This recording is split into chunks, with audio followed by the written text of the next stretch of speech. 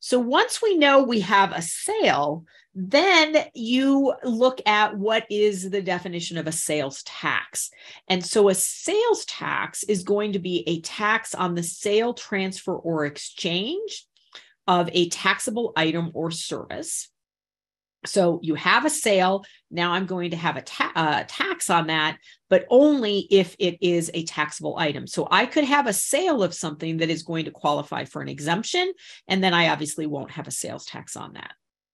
Now, one of the things that differentiates the U.S. sales tax structure from most of the rest of the world are these next two bullets. And that is that the sales tax generally is going to apply on the sale to the end user or consumer, where in a VAT structure, there is tax on every stage, so every step in the transaction. But here in the US, as we'll talk about a little bit later, we rely heavily on what we call the resale exemption, which is when someone that buys something that is not the end user and they do not pay tax on that. The other thing that differentiates us from a VAT structure, particularly on sales to individual consumers, is that the sales tax is added to the sales price and separately stated and charged to the purchaser. In a VAT world, it is common in the business to consumer market where I am selling to individuals that I will not see the VAT separately stated. So if I am visiting London, let's say, and I go into Harrods and I am going to buy a new sweater, I will typically see a price on the price tag, and that is exactly what I will pay. The VAT has been embedded in that price and it's not separately stated. For business to business sales, it is typically separately stated. And then this is where you get to be a little bit of a sales tax nerd, and that is knowing that sales tax in its truest sense only applies to intrastate sales.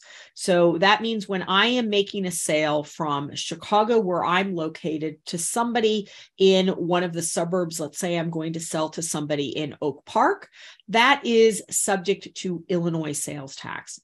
But if Emma, who is located in Louisville, Kentucky, makes a sale to me in Illinois, it is not subject to Illinois sales tax. Doesn't mean it's not subject to any tax at all in Illinois. We're going to talk in a minute about what that tax is.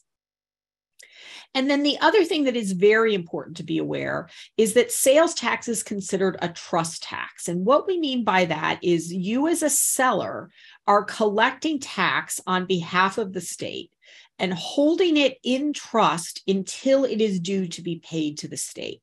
This is very similar to payroll withholding, where an employer holds money out of an employee's check for the income tax, and then on a periodic basis, they pay that over to the state. The same concept applies with sales tax. And so what that means is it is very important to make sure that you are not collecting tax unless you are legally registered to do so.